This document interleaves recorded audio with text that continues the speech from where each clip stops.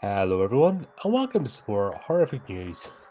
Okay, this is going to be fun. I haven't had a poke at Jenna Ortega fans for a while. As we know from this channel, they're a wee bit special, and I guarantee before I even read the first word, they'll be jumping in the comments because that's just the lovely people that they are. But let's have a look at the article and see what it has to say.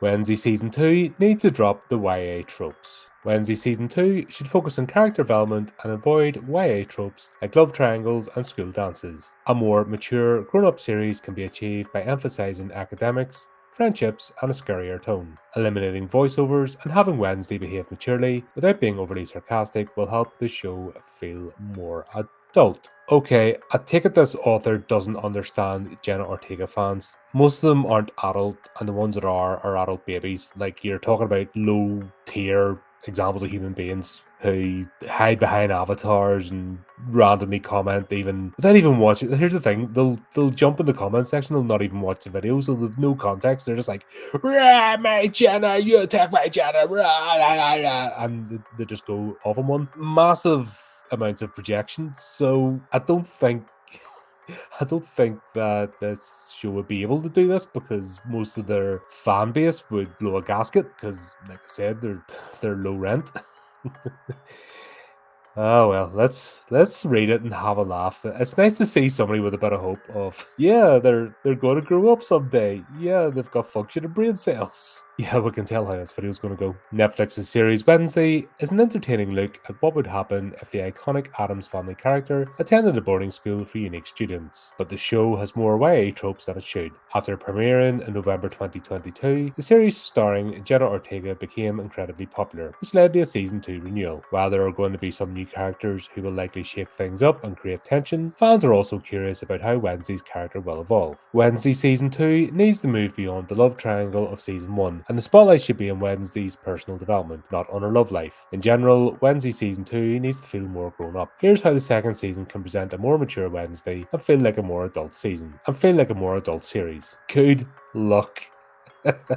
Oh, it's nice to see somebody who still has hope for the Jenna Ortega fan that oh god, sorry, I'm being terrible, but hey. How can Wednesday Season 2 move beyond YA tropes? Wednesday Season 2 can feel like a more mature, grown-up series by focusing on Wednesday's character development. While Season 1 had some scenes of Jenna Ortega's character sitting in class, she never seemed focused on academics. If Wednesday finds a hobby, or thinks about what she wants to do when she finishes high school, that would help make her feel a bit more serious than she does in Season 1. Even though the dance scene in Wednesday Season 1 allowed Jenna Ortega to show her memorable moves, there should be no school dance or other activities in Wednesday Season 2. The YA trope of the big dance feels right for some movies and TV shows, but another storyline like this one would feel too corny. However, Wednesday Season 2 will hopefully have a scarier tone. If the show has plot lines about Wednesday's friendship with Enid Sinclair, the stalker she hopes to uncover, and scenes with some fan favourite Addams Family members, that would work. The series has to strike the right tone between allowing Wednesday to act her age but not feeling too young and silly. Right, that dance scene was for all the old goths. They're the ones that just went gush. They really are that low rent, and that's all this is. If you check out my review of Season 1, there's a lot of missed opportunities, like little blips where it could have been a cool show, but it's not for people with brains. That's just not what the show's for. It's Jenna Ortega fans. Like, that's who the show's for. So if you know them or you've seen them online, like, that's what you're dealing with. They cannot string two sentences together or form a coherent thought. So any attempt to make this into an adult show or even a young adult show, because it's essentially a children's, it's not even a show, it's just scene by scene of memes. To be honest, it's not really an actual plotline, and a lot of silly things they did. Like, they actually destroyed the Addams Family. They had them all at each other's throats, which was never the point of it. Like I said, check out my Wednesday Season 1 review and you can see all my frustrations with it.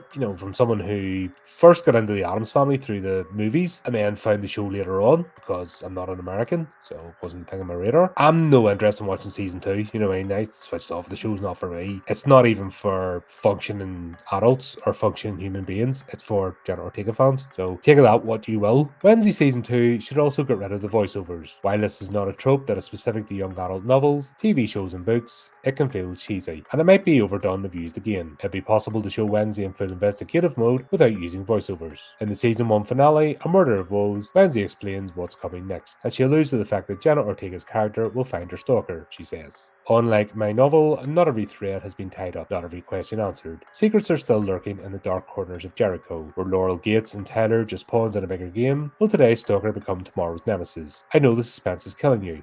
I don't get what you're saying with this, because let's look at season 1 to 4 of Dexter. The voiceovers were kind of decent there, and that worked to help form the show. So I don't think it's voiceovers themselves. I think if it's just done right, like I said, it's not a very well written show, and that might be just a factor. But fair play, no, obviously the author here doesn't appreciate that. It could work, it could not work. The voiceovers, if they were written better, and the show was generally for people with functioning brains, it could work. But we'll crack on. As long as the character behaves maturely and doesn't act too sarcastic towards the adults in her life, from her family to her teachers, the tone of the new episodes will feel more adult. Of course, Wednesday has to stay true to her better self, as anything else would be unsatisfying, but she should experience some growth and be a little more polite. If Wednesday season 2 will have a dark vibe, as Jenna Ortega said in the interview, then the voiceovers won't work anymore and will make the show feel too happy. What YA tropes were in season 1? The whole thing. Everything, bloody hell. I'm endless.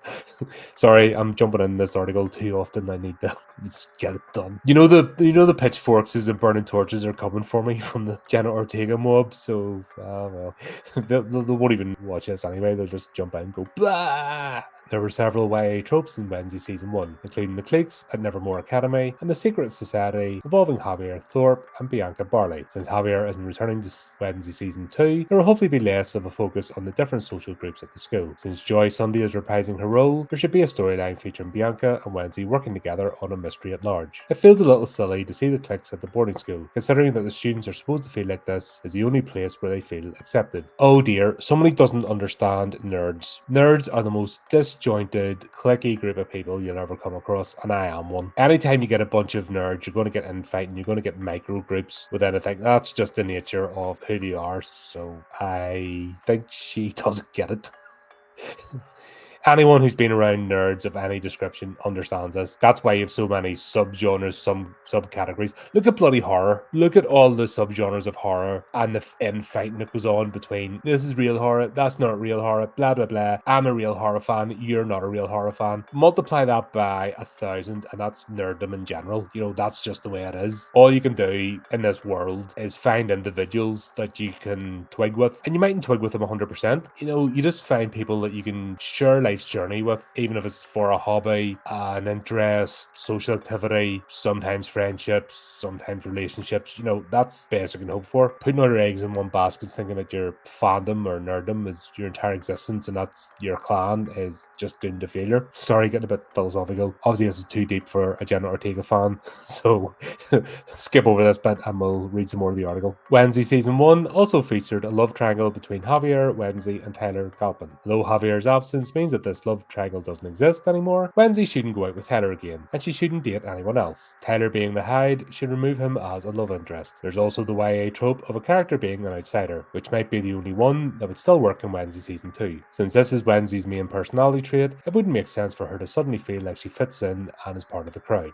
And that is it. Okay, right. If you go back to, let's go with this last point just before I wrap this up. Right, if you go back to this, the whole point of the Addams family was the family was the strength. They were a united unit, and it was outsiders coming in to basically steal their fortune, their money. That was always the thing. She had very strong family connections, and that's another thing. Like, even her and Pugsley have a strong connection. They sort of played at it with us in the show, but then they sort of ruined it. Look at the episode where she meets Uncle Fester. That was my favorite episode in this, because you got to see her as you're meant to, that she has strong loyalties and the bond of family, which this show teared down from day one. Like, her and her mother being at odds with each other was ridiculous and horrendous. I don't know what they were trying to do there, but it is Netflix and they're a strange company and they've got strange people on board, so who knows, probably some twisted thing they're trying to push. But yeah, all that kind of stuff, they overdid it. I agree with the author in this, they overdid it. Love triangles are boring as hell. That's just a crap thing of young adult stuff, and mainly the stuff for girls, to be honest, because they always seem to be it. Love triangle, love triangle, love triangle. Look at all the Hunger Games, Mortal Instruments, all that shite. What else was there? The Maze Runner stuff. stuff, any of those sort of franchises, love triangle, love triangle, love triangle, because that's basically the mentality of the writers. That's all I can think about. They're basic individuals. That's why I have no interest in that sort of shite. But like I said, this is not geared for normal human beings. It's geared for Jenna Ortega fans who are not the sharpest tools in the box anyway, as we have seen in this channel. So there you go. There's that. Let me know what you think. Obviously, those that are capable of thinking, not Jenna Ortega fans, because you just can't, obviously. And until next time, keep up to date with the channel,